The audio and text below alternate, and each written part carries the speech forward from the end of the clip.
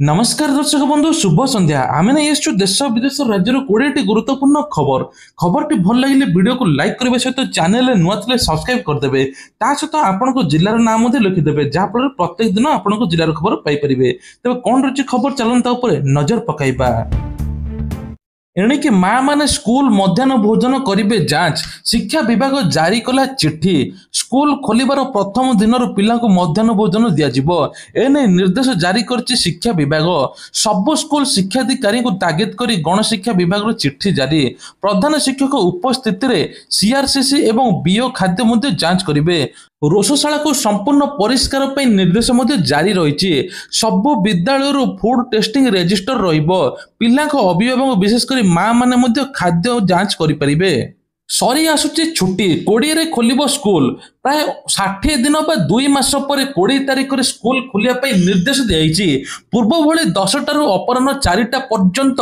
School चलिबो शिक्षयित्री शिक्षक सकाळ 9:30 सुधा school रे पहुंचबे अपराह्न 4:30 जाय कैंपस रे उपस्थित रहिबे एतिपय विद्यालय गणशिक्षा विभाग पक्षरु तत्परता प्रकाश पाइथा बेले पिला को पाठ पढ़ा पई स्कूल प्रस्तुत करिया पई निर्देश दियाइछि सेपटे अत्यधिक खरा गरम जो राज्य सरकार एप्रिल 22 विद्यालय गुड़ी को खरा छुट्टी घोषणा करते 23 तारिख स्कूल बंद रही तेज स्कूल खोलिया पर पिला पाठ पढ़ा जपरी स्वाभाविक हो 2025-26 शिक्षा वर्ष ठीक भाव परिचालित हो पार से नहीं विद्यालय प्रधान शिक्षक शिक्षयित्री मानक दायित्व दि जाइए तेज स्कूल एवं सफाई चलो तेज गछलता सफा करवा टांकी सफा करवा बेंच चेयर सब सफा कर पिला स्कूल निमंत्रण करने कहुई सहित एथर प्रकृत में पानीय जल को विशेष गुरुत्व दि जाइए कहीं जाजपुर जो भाया डायरिया व्यापी से नहीं पानीय जल उपर गुरुत्व दि जाइए मुख्यमंत्री बड़ घोषणा 964 जन को नियुक्ति पत्र बांटिले मुख्यमंत्री जून 26 सुधा 65,000 छुईब सरकारी नियुक्ति संख्या एने ओडिशा पाई एक खुशी खबर तेबे एही अवस्था से कहते प्रथम वर्ष पूर्ति पर द्वितीय वर्ष प्रथम नियुक्ति मेला हेबो तेबे आम सरकार 10म नियुक्ति मेला करिबो राज्य में 4 लाख रु अधिक चाकरी अछि या सहित ओडिशार जनसंख्या मात्र 2% तेबे कहै माने बेसरकारी एवं सरकारी चाकरी करें बेसरकारी चाकरी बड़ बड़ प्रकल्प हेबो जहाँफल चाकरी मिलिबो आ बाहर लेबर बा दादन खटिया जीवे नहीं आम राज्य में रही काम करेंगे राज्यर उन्नति पछरे तांकर हाथ रहिबो एपटे सरकार कहते एथर माने आउ 2036 सुधा समृद्ध ओडिशा हेबो 100 वर्ष पालन करा आम पाखरे अनेक स्वप्न मिशन अच्छी 2036 संकल्प रही सरकारी चाकरी बयस सीमा 32 रु 42 तेणु कौन प्रकार असुविधा हेबो नाही बोली कुआ जाउची जनगणना जारी है विज्ञप्ति गृहमंत्री अमित शाह एने की सूचना देइचंती केंद्र सरकार घोषणा कर भारतर जनगणना 2027 रे हेबो देशर द्वितीय पर्याय जनगणना 2026 अक्टोबर 1 तारिख प्रथम जनगणना और 2027 मार्च 1 तारिख द्वितीय जनगणना जनगणना सहित जाति गणना एबेठारु प्रश्न जाति गणना सबुठारु बड़ गणना जहाँफल सरकार ए विषय चिंता करनुतले किंतु एबे कहिचन जे जनगणना सहित जाति गणना हेबो जनगणना रे कोन कोन रहिबो आगु को जना पड़िबो जनगणना केते दिन लगे ताहा कही हेबनी बेले सरकार कहते तेज जनगणना रे एआई रो व्यवहार होई पारे एने की सूचना देइचंती जनगणना निर्देशक ओडिशा हाईकोर्ट रो विरल रेकर्ड 10 दिन में 1300 मामलार समाधान तेबे दिनक 200 मामला फैसला जा समस्त रेकर्ड काटिची तेबे कुआ जाउची जे जून 13 तारिख थिरा शेष अवकाश कालीन अदालत एथर मोट 10 दिन ग्रीष्म अवकाश अदालत बसितला अर्थात प्रति दिन रे थरे अवकाशकालीन अदालत बसी अदालत रे हाईकोर्ट रे 19 जन विचारपति मध्य 15 जन विचारपति डिविजन बेंच रे हेउ बा सिंगल बेंच एकक भाव हेउ भिन्न मामला शुणाणी करथिले जहाँफल रे सबुठ रेकर्ड सृष्टि करिछि एकाले 10 दिन रे 1300 मामला फैसला होइछि राजधानी रे चांचल्य नाबालिक को करुथिले अपहरण 2 बंगीय युवक एबे अटक ରାତି ଅଧରେ ନାବାଳିକାକୁ ଧରି ଫେରାର ହେଉଥିଲେ ଦୁଇ ବଙ୍ଗୀୟ ଯୁବକ। ନିଶା ଦେଇ ନାବାଳିକାକୁ ଅପହରଣ କରୁଥିବା ବେଳେ ଦୁଇ ଯୁବକଙ୍କୁ ମାଡ଼ି ବସିଲେ ସ୍ଥାନୀୟ ଲୋକେ। ଦୁଇ ଯୁବକ ନିଶାସକ୍ତ ଅବସ୍ଥାରେ ଥିବାବେଳେ ନାବାଳିକାକୁ କୁଆଡ଼େ କାହିଁକି ନେଉଥିଲେ ଯେ ନାହିଁ ସ୍ପଷ୍ଟ ହୋଇନାହିଁ। ଖବର ଅନୁଯାୟୀ ଅଚେତ ଅବସ୍ଥାରେ ନାବାଳିକାକୁ ଉଦ୍ଧାର କରାଯାଇଛି। ଦୁଇ ଯୁବକଙ୍କୁ ଧରି ନେଉଛନ୍ତି ସ୍ଥାନୀୟ ଲୋକେ। ଆଉ ସନ୍ଦେହ ହେବାରୁ ଗାଁ ଲୋକେ ଉକ୍ତ ଯୁବକକୁ ମାଡ଼ ମଧ୍ୟ ମାରିଛନ୍ତି। ଖଣ୍ଡଗିରି ପୋଲିସରେ ଜିମା ମଧ୍ୟ ଦେଇଛନ୍ତି। ରାଜଧାନୀରେ ଏଭଳି ଚାଞ୍ଚଲ୍ୟ ମଧ୍ୟ ଦେଖିବାକୁ ମିଳିଛି। ତେବେ ପ୍ରଥମେ ନିଶା ଖାଇବାରେ ଦେଉଛନ୍ତି, ତାପରେ ନାବାଳିକାକୁ ଉଠାଇ ନେଉଛନ୍ତି। ଆସୁଛି ବିଶ୍ୱ ପ୍ରସିଦ୍ଧ ରଥଯାତ୍ରା। ତେବେ ରଥଯାତ୍ରାରେ ଆଉ ରେଳବାଇର ଜ୍ୟାକ୍। ମହାପ୍ରଭୁ ରଥଯାତ୍ରାରେ ରେଳ ଜ୍ୟାକ୍ ଗୁଡ଼ିକ ଗୁରୁତ୍ୱପୂର୍ଣ୍ଣ ଭୂମିକା ନିର୍ବାହ କରିଥାଏ। ରେଳବାଇ ପାଇଁ ଏକ ଦିବ୍ୟ ସଂଯୋଗ କୁହାଯିବ। ଶ୍ରୀ ଜଗନ୍ନାଥ ମନ୍ଦିରର ପ୍ରାୟ 200 ମିଟର ଦୂରରେ ରଥ ଗୁଡ଼ିକ ନିର୍ମିତ ହୋଇଥାଏ। ମୁଖ୍ୟ ମନ୍ଦିର ସମ୍ମୁଖରେ 3ଟି ରଥକୁ ସଠିକ ସ୍ଥାନରେ ରଖିବା ଅତ୍ୟନ୍ତ କଷ୍ଟକର କାର୍ଯ୍ୟ। ଏଥିପାଇଁ ବଡ଼ ବଡ଼ ରେଳବାଇ ଜ୍ୟାକ୍ ମଧ୍ୟ ବ୍ୟବହାର କରାଯାଇଥାଏ। ରାଜ୍ୟରେ ବେକାବୁ ଡାଇରିଆ। ଯାଜପୁରରେ ପୁଣି ଆଜି ସକାଳୁ ନୂଆ 14 ଜଣଙ୍କୁ ଆକ୍ରାନ୍ତ ହୋଇଛି। ଦିନକୁ ଦିନ ଯାଜପୁର ମୁଣ୍ଡ ଘାରୁଛି। ଏପଟେ ଯାଜପୁର, କଟକ, କେନ୍ଦ୍ରାପଡ଼ା, ଭଦ୍ରକ, କେନ୍ଦୁଝର, ଢେଙ୍କାନାଳ 6ଟି ଜିଲ୍ଲାରେ ପ୍ରତିଦିନ ଡାଇରିଆରେ ଆକ୍ରାନ୍ତ ହୋଇ ମେଡିକାଲରେ ଭର୍ତ୍ତି ହେଉଛନ୍ତି। ସବୁଠୁ ଅଧିକ ପ୍ରଭାବିତ ହୋଇଛି ଯାଜପୁର ଜିଲ୍ଲା। ଯାଜପୁରରେ ଅନେକ ବ୍ଲକରେ ଡାଇରିଆ ସଂକ୍ରମିତ ସଂଖ୍ୟା ବଢ଼ି ଚାଲିଛି। ପାଖାପାଖି 14ରୁ 15 ଜଣଙ୍କର ମଧ୍ୟ ମୃତ୍ୟୁ ହୋଇଗଲାଣି। ଡାକ୍ତରଖାନାରେ ପାଖାପାଖି 300 ରୋଗୀ ଚିକିତ୍ସିତ ହେଉଛନ୍ତି। ମାନେ ଅଧୀନ ବାହିର ରୋଗୀ ମଧ୍ୟ ଯାଉନାହାନ୍ତି। ଅନ୍ୟ କୌଣସି ରୋଗୀମାନେ ମଧ୍ୟ ମେଡିକାଲକୁ ଯିବା ପାଇଁ ଡରୁଛନ୍ତି। ଆଉ ଏଥିରେ ମଧ୍ୟ ଦୂଷିତ ପାଣି ଯୋଗୁଁ ଡାଇରିଆ ବ୍ୟାପୁଛି ବୋଲି କୁହାଯାଉଛି। ଭଦ୍ରକ ଧାମନଗରରେ 10 ଜଣ ଆକ୍ରାନ୍ତ ହୋଇଥିବା ମେଡିକାଲରେ ଭର୍ତ୍ତି ହୋଇଛନ୍ତି। ଆଜି ପୁଣି 14 ଜଣ ମଧ୍ୟ ଭର୍ତ୍ତି ହୋଇଛନ୍ତି। ତେବେ ଏନେଇ ସରକାର ଏବଂ ସ୍ୱାସ୍ଥ୍ୟ ମନ୍ତ୍ରୀ ସତର୍କତା ଅବଲମ୍ବନ କରିବା ପାଇଁ ନିର୍ଦ୍ଦେଶାବଳୀ ଦେଇଛନ୍ତି। ସାବୁନ ଓ ପାଣିରେ ଭଲ ଭାବେ ହାତ ଧୁଅନ୍ତୁ। ନିର୍ମଳ ଓ ସୁରକ୍ଷିତ ପାଣି ପିଅନ୍ତୁ। ଘର ଓ ଆଖପାଖର ପରିଷ୍କାର ରଖନ୍ତୁ। ସର୍ବଦା ଶୌଚାଳୟ ବ୍ୟବହାର କରନ୍ତୁ। ପ୍ରଥମ 6 ମାସ କେବଳ ମା କ୍ଷୀର ଖାଇବାକୁ ଦିଅନ୍ତୁ। ପରିପୂରକ ଖାଦ୍ୟ, ପର୍ଯ୍ୟାପ୍ତ ପୋଷଣ ଦିଅନ୍ତୁ। ରୋଟା ଭାଇରସ ଏବଂ ମିଳିମିଳା ଟୀକାକରଣ ନିଅନ୍ତୁ। ଭିଟାମିନ କ ଅନୁରୂପ ପୋଷଣ ମଧ୍ୟ ଦିଅନ୍ତୁ ବୋଲି ସରକାର ଏବଂ ସ୍ୱାସ୍ଥ୍ୟ ମନ୍ତ୍ରୀ ନିର୍ଦ୍ଦେଶାବଳୀ ଦେଇଛନ୍ତି। ଓଡ଼ିଶା ଆମ୍ରପଲ୍ଲୀ ବିଦେଶର ଆଦର। ବିଦେଶୀ ଚାଖିବେ ପାଟଣାଗଡ଼ ଚାଷୀଙ୍କ ଆମ୍ରପଲ୍ଲୀ ଆମ୍ବ। ପ୍ରଥମ ଥର ପାଇଁ ପାଟଣାଗଡ଼ ଅଞ୍ଚଳର କିଛି ଚାଷୀଙ୍କ ଫଳ ଏବେ ଆବୁଧାବି ବା ଲଣ୍ଡନ ଯାଇଛି, ଯାହା ଓଡ଼ିଶା ପାଇଁ ବେଶ ଗର୍ବ ଗୌରବ। ରାଜ୍ୟ ସରକାର ସହଯୋଗରେ ଚାଷୀଙ୍କ ଠାରୁ ଏହି ଆମ୍ବ ସଂଗ୍ରହ କରାଯାଇ ବିଦେଶକୁ ପଠାଯାଇଛି। ପ୍ରଥମ ପର୍ଯ୍ୟାୟରେ ଆବୁଧାବିକୁ 1.2 ଟନ ଆମ୍ବ, ଲଣ୍ଡନକୁ 2.6 ଟନ ଆମ୍ବ ପଠାଇଛି ରାଜ୍ୟ ସରକାର। ସ୍ଥାନୀୟ ଅଞ୍ଚଳରେ ଆମ୍ବ ବାହାରକୁ ରପ୍ତାନି ହେଉଥିବାରୁ ଚାଷୀମାନେ ବେଶ ଖୁସି ହୋଇଛନ୍ତି। ଭଲ 2 ପଇସା ମଧ୍ୟ ଲାଭବାନ ହେବେ ବୋଲି ଚାଷୀମାନେ ଆଶାବାଦୀ ମଧ୍ୟ କରିଛନ୍ତି। ତେବେ ସାବଧାନ ହୋଇଯାନ୍ତୁ। 19 ତାରିଖ ଯାଏଁ ରାଜ୍ୟରେ ପ୍ରବଳରୁ ଅତି ପ୍ରବଳ ବର୍ଷା। ଏନେଇ ପାଣିପାଗ ବିଭାଗ ମଧ୍ୟ ସୂଚନା ଦେଇଛି। ତେବେ ଏନେଇ 16ଟି ଜିଲ୍ଲାକୁ ମଧ୍ୟ ୟେଲୋ ୱାର୍ଣ୍ଣିଂ କରାଯାଇଛି। ଆଜି ଟ୍ୱିନ୍ ସିଟିରେ ମଧ୍ୟ କିଛି କିଛି ସ୍ଥାନରେ ବର୍ଷା ହେବ। ତେବେ କୁହାଯାଉଛି ସୁନ୍ଦରଗଡ଼, କେନ୍ଦୁଝର, ଝାରସୁଗୁଡ଼ା, ବରଗଡ଼, ମୟୂରଭଞ୍ଜ, ବାଲେଶ୍ୱରକୁ ମଧ୍ୟ ଅରେଞ୍ଜ ୱାର୍ଣ୍ଣିଂ ଜାରି କରାଯାଇଛି। 50ରୁ 60 କିଲୋମିଟର ବେଗରେ ପବନ ବହିବ। ମତ୍ସ୍ୟଜୀବୀଙ୍କୁ ସମୁଦ୍ରକୁ ଯିବା ପାଇଁ ମଧ୍ୟ ବାରଣ କରାଯାଇଛି। ବିମାନ ବନ୍ଦରରୁ ଜନତା ମଇଦାନ ଯାଏ ବିଶାଳ ରୋଡ୍ ଶୋ କରିବେ ମୋଦି। ଜୁନ୍ 20 ତାରିଖ 3:40ରେ ଭୁବନେଶ୍ୱର ପହଞ୍ଚିବେ ମୋଦି। ବାୟୁସେନାରେ ସ୍ୱତନ୍ତ୍ର ବିମାନ ଯୋଗେ ଭୁବନେଶ୍ୱର ପହଞ୍ଚିବେ। ଦିନ 3:45ରୁ 4:15 ଯାଏଁ ରୋଡ୍ ଶୋ କାର୍ଯ୍ୟକ୍ରମ ହେବ। ଭୁବନେଶ୍ୱର ବିମାନ ବନ୍ଦରରୁ ଜନତା ମଇଦାନ ଯାଏଁ ରୋଡ୍ ଶୋ ହେବ। ଅପରାହ୍ନ 5ଟା ଯାଏଁ ବର୍ଷ ପୂର୍ତ୍ତି କାର୍ଯ୍ୟକ୍ରମରେ ରହିବେ ବୋଲି କୁହାଯାଉଛି। ଗ୍ରାହକଙ୍କୁ ମିଳିଲା ସାମାନ୍ୟ ଆଶ୍ୱସ୍ତି, କମିଲା ସୁନା ଦର। ତେବେ ଜୁନ୍ 16 ଅର୍ଥାତ୍ ସୋମବାର ବା ଆଜି ସୁନା ଦର ସାମାନ୍ୟ ହ୍ରାସ ପାଇଛି।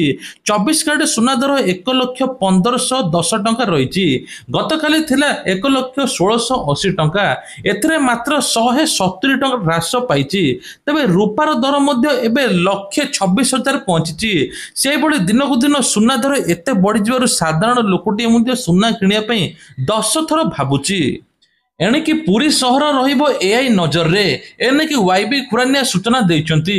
ଚଳିତ ବର୍ଷ ରଥଯାତ୍ରା ସୁରକ୍ଷା ବ୍ୟବସ୍ଥାକୁ ଅଧିକ କଡ଼ାକଡ଼ି କରାଯାଇଛି। ପୂର୍ବ ବର୍ଷ ଯେଉଁଭଳି ଅଘଟଣ ଘଟିଥିଲା ସେ ନେଇକି ହେବ ନାହିଁ। ସେବାୟତ ସହିତ ବାରମ୍ବାର ଆଲୋଚନା ମଧ୍ୟ ଚାଲିଛି। ଅଣସେବାୟତମାନେ ରଥ ଉପରେ ଚଢ଼ିପାରିବେ ନାହିଁ। ଧରା ପଡ଼ିଲେ ଗିରଫ ହେବେ। ମୋବାଇଲ ମଧ୍ୟ ସେବାୟତମାନେ ନେଇପାରିବେ ନାହିଁ। ତେବେ କୁହାଯାଉଛି ଏଆଇ କ୍ୟାମେରା ଲାଗିବ। ଏଆଇ ଇଣ୍ଟିଗ୍ରେଟେଡ୍ ସିଷ୍ଟମକୁ ସ୍ଥାପନ କରିବା ପାଇଁ ଟ୍ରାଫିକ୍ ସମସ୍ୟା, ଭିଡ଼ ନିୟନ୍ତ୍ରଣ ମଧ୍ୟ ରହିବ। ଏଆଇ ରୁଟ୍ର ମ୍ୟାପ୍ ବ୍ୟବସ୍ଥା କରାଯିବ। ଭୁବନେଶ୍ୱରରୁ ପୁରୀ ଆସୁଥିବା ଗାଡ଼ି ଉପରେ ନଜର ରଖିବ ଏଆଇ କ୍ୟାମେରା। ତା ସହିତ ମଧ୍ୟ ପୁରୀକୁ ନିୟୋଜିତ ହେବ drone anti drone system, rapid action force ଏବଂ ସିଆଇଏସ୍ଏଫ୍ ଏବଂ ରକ୍ଷକ ଗାର୍ଡ ହେବେ ନିୟୋଜିତ। ତା ସହିତ ମଧ୍ୟ କୁହାଯାଉଛି ଯେ ବଡ଼ ଦାଣ୍ଡରେ ଯୋଉ ଗଡୁଛନ୍ତି ମାଳ ମାଳ ମଦୁଆ ତାଙ୍କୁ ମଧ୍ୟ ହଟାଯିବ। ଅପବିତ୍ର ହେଉଛନ୍ତି ମହାପ୍ରଭୁଙ୍କର ବଡ଼ ଦାଣ୍ଡ, ଠାକୁରଙ୍କ ବିଜେ ଦାଣ୍ଡରେ ଗଡୁଛନ୍ତି ମାଳ ମାଳ ମଦୁଆ। ଏପଟେ ସରକାର କହିଛନ୍ତି 2 କିଲୋମିଟର ଯେ କୌଣସି ମଦ ଦୋକାନ ନଥିବ କିମ୍ବା ଆଇଁଷ ବିକ୍ରି ହେଉନଥିବ ବା ନନଭେଜ ବିକ୍ରି ହେଉନଥିବ, କିନ୍ତୁ ଏପଟେ ଦେଖୁଛନ୍ତି ମାଳ ମାଳ ମଦୁଆ ବଡ଼ ଦାଣ୍ଡରେ ଗଡୁଛନ୍ତି।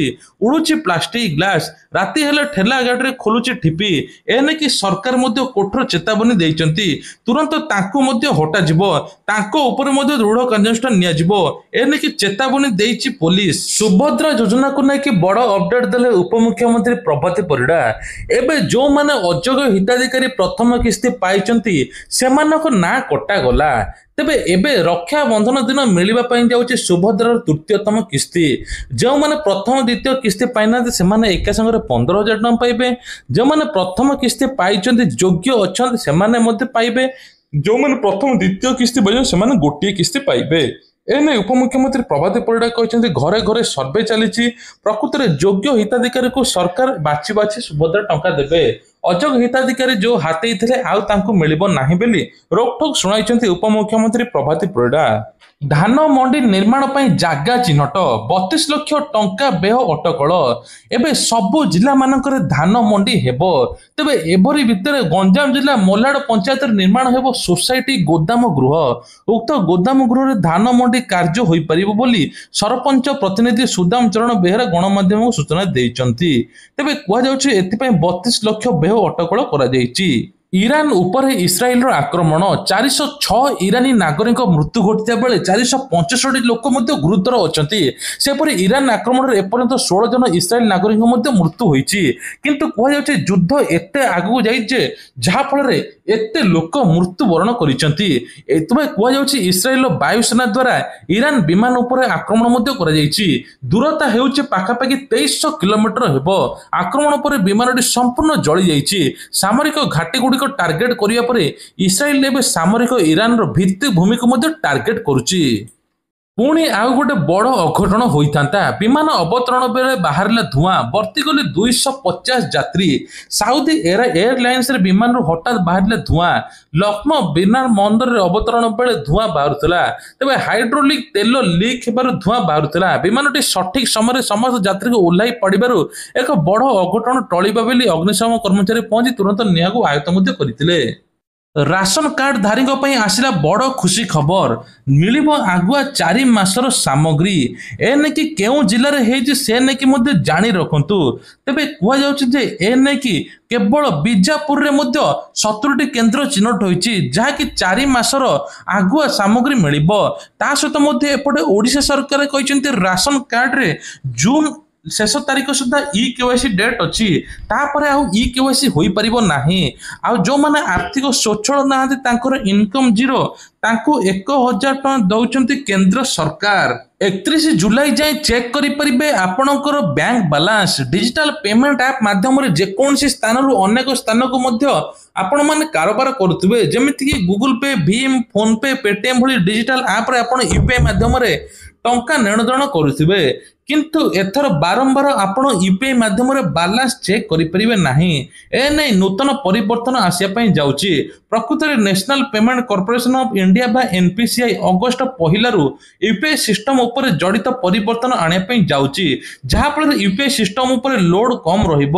ଏହା ବ୍ୟତୀତ ବାରମ୍ବାର ଆପଣମାନେ ବାଲାନ୍ସ ଚେକ୍ କରିପାରିବେ ନାହିଁ। କିଛି ନିୟମ ମଧ୍ୟ ରହିବ ବୋଲି କୁହାଯାଉଛି। ଦେଶରେ ପାଖାପାଖି 8,000 ଟପିଲାଣି କୋରୋନା ପଜିଟିଭ ସଂଖ୍ୟା। ତେବେ କେରଳରେ ସର୍ବାଧିକ 2500 ଉପରେ ରହିଲାଣି ସଂଖ୍ୟା। ଦିନକୁ ଦିନ କୋରୋନା ମଧ୍ୟ ବ୍ୟାପିବାରେ ଲାଗିଛି। ରାଜ୍ୟରେ ମଧ୍ୟ ସେଇଭଳି ମଧ୍ୟ ଆହୁରି 2 ଚିହ୍ନଟ ହୋଇଛନ୍ତି। ଆସୁଛି ରଥଯାତ୍ରା। ରଥଯାତ୍ରା ପାଇଁ କି ସ୍ଥିତି ଅସମ୍ଭାଳ ହୋଇପାରେ। ଏ ନେଇକି ସତର୍କ ରହିବା ପାଇଁ ପଡ଼ିବ ଆମକୁ। ଜ୍ୱର, କାଶ, ଥଣ୍ଡା, ଛିଙ୍କ ହୋଇଥିଲେ ଆପଣମାନେ ସାବଧାନ ହୋଇଯାନ୍ତୁ। ଆପଣ ମାସ୍କ ଏବଂ ସାନିଟାଇଜର ୟୁଜ୍ କରନ୍ତୁ। ତା ସହିତ ମଧ୍ୟ ଯଦି ଆପଣଙ୍କୁ ଏଭଳି ଦେଖାଯାଉଛି ଆପଣ ଡାକ୍ତରଙ୍କ ପରାମର୍ଶ ମଧ୍ୟ କରନ୍ତୁ। ତେବେ କେରଳ, ମହାରାଷ୍ଟ୍ରରେ ସବୁଠୁ ଭୟଙ୍କର ପରିସ୍ଥିତି। ଏନେଇକି ଏପର୍ଯ୍ୟନ୍ତ ଦେଶରେ ପାଖାପାଖି 78 ଜଣଙ୍କର ମଧ୍ୟ କୋରୋନାରେ ମୃତ୍ୟୁ ହୋଇଗଲାଣି। प्रथम श्रेणी युक्त 2 पर्यंत पिला खुशी खबर एणिकी सरकार वर्षक देवे 15,000 टंका एणिकी आंध्र प्रदेश सरकार घोषणा प्रतिश्रुति मुताबक जहाँ पालन करने जाऊँगी कहते एथर प्रथम युक्त 2 पर्यंत वार्षिक 15,000 टंका आर्थिक सहायता मिल पीएम किसान टंका को लेकिन बड़ अपडेट आसंता 20 तारिख में मिल पीएम किसान 20तम किस्ती एने बड़ घोषणा 19तम किस्ती फेब्रुआरी मास मिलता जो मैंने केवाईसी करना तुरंत करनी जहाँफल आपण आकाउंट को डायरेक्ट पीएम किसान टंका आसो ता सहित कहुच्छे एथर स्वयं सहायक महिला को 1 लाख ऋण मिले बिना सुधरे एने कि सरकार बड़ घोषणा आ भत्ता टंका 60 वर्षीय लोक बढ़ सरकार कहते 80 वर्षर ऊर्ध हिताधिकारी को 3,500 भत्ता टंका खूब जल्दी मिलवाई जाऊँगी। ये थिला आज देश विदेश राज्यर किछिटा गुरुत्वपूर्ण खबर जदि खबर टी भल लगे वीडियो को लाइक करने सहित चैनल नुआ सब्सक्राइब करने भूलिए नहीं। जय जगन्नाथ।